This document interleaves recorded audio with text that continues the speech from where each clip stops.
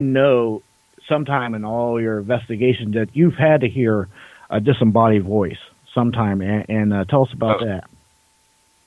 oh, that's that's happened a lot. I They're my I bet. favorite because you hear them and then you capture them on audio as well. Like, we've done it.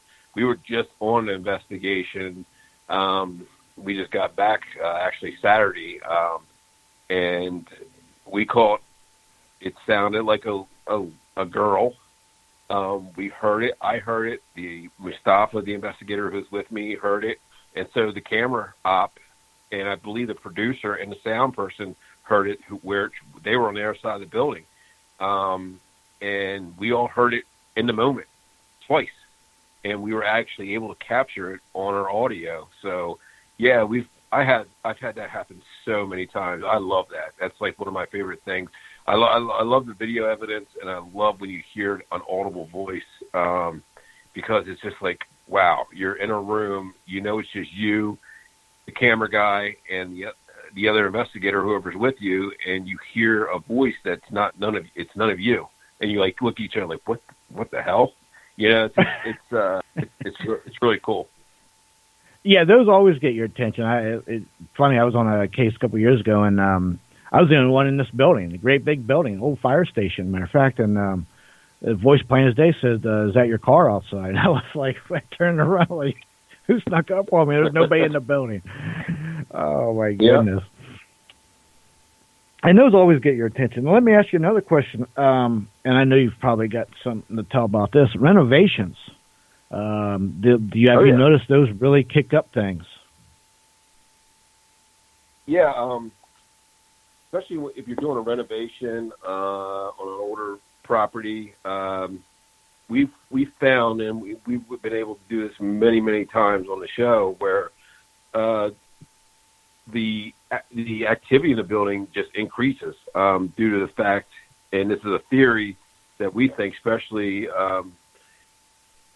when you're tearing walls down or you're renovating a property, trying to bring it back to its original. We've been on properties where people are trying to bring it back to what it was, 100 years ago. I kick the activity. We're not exactly sure why. My theory is that it could be a couple of different things. If you're tearing walls and stuff down, you could be pissing somebody off because that was their house and they don't know what the hell you're doing, or if it's a residual haunt. Basically, you're tearing walls down or you're putting a wall up where there used to be a doorway or a room where this, residual, record or whatever you want to call it, that, this tape that keeps playing over and over again, now it's walking through a wall, and you get freaked out by that. I think that's a lot to do with it, and it just kicks up the activity. We were doing a property not long ago where they're doing this renovation. Like, the people who are they're building they took an old hotel and they're re-renovating it, and they're like, why is this place so active? It just started kicking up when we started tearing all these walls down. I was like, well, you're tearing walls down, whatever is there is not used to that. This place has been abandoned for 30 years, and all of a sudden you come in here and you just start tearing stuff apart. Don't be afraid of it. It's not going to hurt you, but it just doesn't understand what's going on, and maybe you need to have a conversation with it, and the thing is, people, the first thing they do, they think, they're hearing footsteps, they're hearing noises, they're seeing things, they're seeing shadow figures. They get scared instead of just trying to talk to it and say, hey, we know you lived here, or, this was your property at one time. Just talk to it like it's a human and say, this is what we're doing. We don't mean any harm. We're not trying to hurt you. We're not trying to make you leave, but this is what we're doing, and we'll respect you if you respect us. And a lot of times, if you do that, you get this kind of, this groundwork going with whatever's there. You can actually, not so much have a relationship. I'm not saying that, but where you get on the same page. You're like, hey, just let me do my work. I'm going to make this place like it was before, and you'll be happy. I'll be happy, and we can coincide together. Just leave me alone. I'll leave you alone. Yeah, and that makes sense because a lot of the older buildings, maybe the past owner died and they're attached to the place and they didn't cross over, so maybe they're there because they like the place. So I think if you had a conversation with it, because if the new owners really they love the place and they want to bring it back to its glory. I think if you convey that to the spirit, they would be for it, not against it. Otherwise, it's going to fall to pieces, you know. So, you know, I agree with that. That's a good point. Yeah, absolutely. I mean, that's my theory on it. I'm sure other people have theirs, but that's what I think. You know, being done this for so long, and you know, and knowing about properties, that's what I think. Why, you know, a lot of times the activity will kick up in a property when you're doing that kind of work. I agree 100%. You know, there was another case you guys did, and I can't remember where it was, but several of your guys, I don't know if you did, but I know the one gentleman there that wears the hat that hangs with the lady there, they got sick. And I think the guy got kind of affected. Do you know the case I'm talking about? That was in Ohio. That was talking about Brian and Rochelle. Yeah. He had something happen to him on the investigation. He was starting to get strange feelings. He was feeling anxious, overwhelmed, and he's never had that happen to him before. Now, he's been doing this as long as I have. He's been doing it for 15, 16 years himself, maybe longer. And he's never had that happen to him where it basically, in this, you know, Brian, he's a former Marine. You know, he served combat, and he's a very tough guy, and he's a really good guy, and he's a warrior, and he's never felt that before. And it kind of, you know, it took him. It took him by surprise, and it shook him a little bit, but he regained his composure, and he got back in there and finished the case. But it was one of those things where we had to, like, hey, you need to come outside, you know, just ground yourself, man, and just breathe and stay out of the building for a little bit. It's basically something, you know, he felt something in the building. We're not exactly sure what happened, but he just explained it as, you know, something he's never felt before, and emotionally, it got him really bad. Yeah, you know, especially the first time you ever experience that, it can shock you. You know, you don't know how you've never experienced it before, so it can be overwhelming. There's no doubt. But and you're right. The best medicine, first step would be get out of the building. You know, try to shake it off. You know. Yeah, take a walk, ground yourself. Just get out of that situation. You're not having to prove anything to anybody. Just get out of there, get your composure, and if you feel like going back in, you go back in. But if you don't, there's no harm, no foul. No, I'm sure we've all come across. I'm sure you had an experience like that sometime in your life too. I would imagine, right? Yeah, absolutely. Yeah, I've been that. I've been in his same shoes on one location, not on the show, but it was about 5 or 6 years ago, and about 5 years ago, and it set me back because it wasn't just me. It was a bunch of people that it happened to. And that was one of the claims in this building, that whatever is there is a darker type entity that basically latches onto you and makes you see things and feel things. And I tell you what, I mean, it really shook me. And it's one of those things where basically we were there for like 13 hours straight investigating this place, and one of those things where you basically had to get yourself out of the building about once every hour for about 15, 20 minutes just to shake the energy of the building. Yeah, that sounds like one of them, a couple places I know what you're talking about. Yeah, those are some. Yeah, it just goes with the territory, and it's good to do your investigation or like a homework ahead of time, the history on the place, so you know these things, so you don't get trapped in there, and just get yourself out of them places. Let me ask you this: what advice you got for anybody that's wanting to get into ghost hunting? What could you tell them?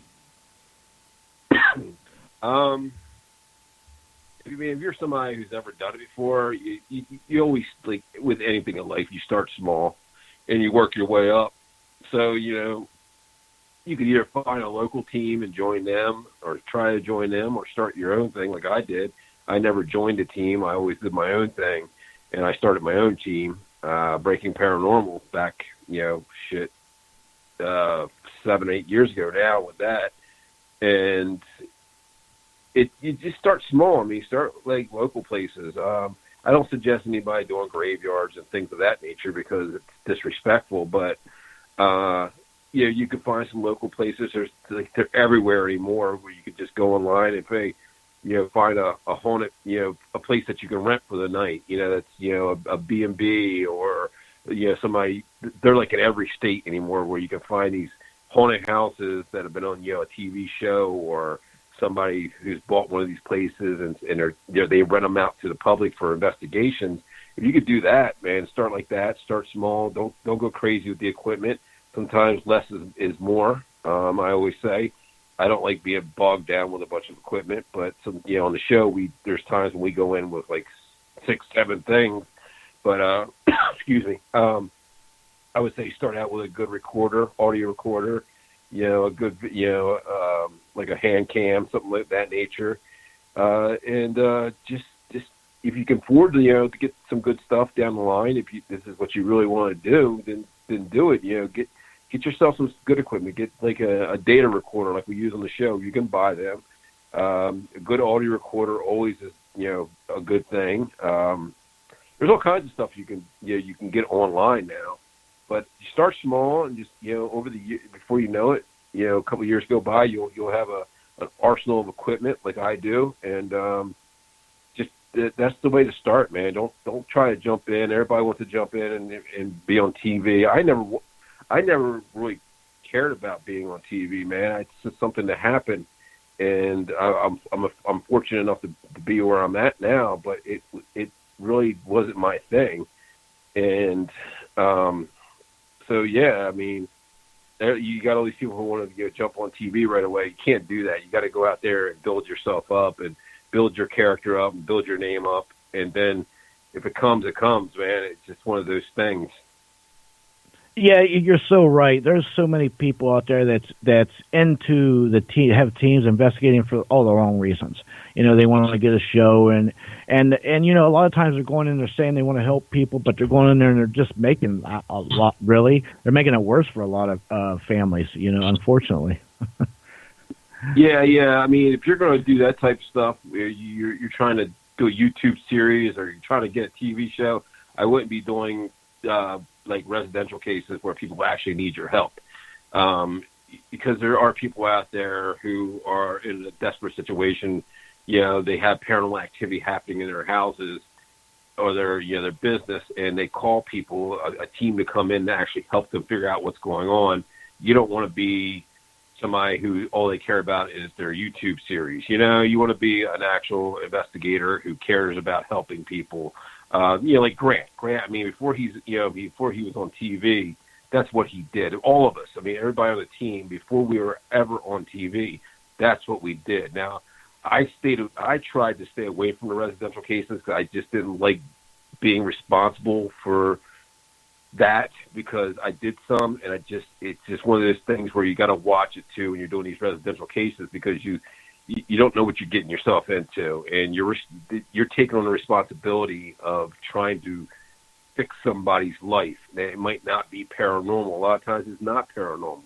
A lot of times there's psychological issues and things of that nature. So you got to really watch that. I always try to stick to the bigger places, the places I can rent and things of that nature. I didn't really like doing the residential. I did some for a while, and it wasn't my thing. But yeah, I was just gonna say, Daryl, we got a little less than a minute left. You got any websites or anything you want to say right now? We got about 30 seconds. Yeah. Go ahead. Yeah, you can come check me out on my social media, at darylmarston.com is my website. I have merchandise on there for sale. All my social media pages, I'm on Instagram, Twitter, Facebook. We got some events coming up in January and February. I'm going to be at the Lookout House January 10th and 11th in Gettysburg, a 2-night event. You can go online and on my website and get tickets for that if you're in the area. You can also, we're going to be in Virginia, January 25th, I believe it is, at an event, 25th or 26th, God, I can't remember now. And I have a bunch of events coming up in February. They'll all be on my page.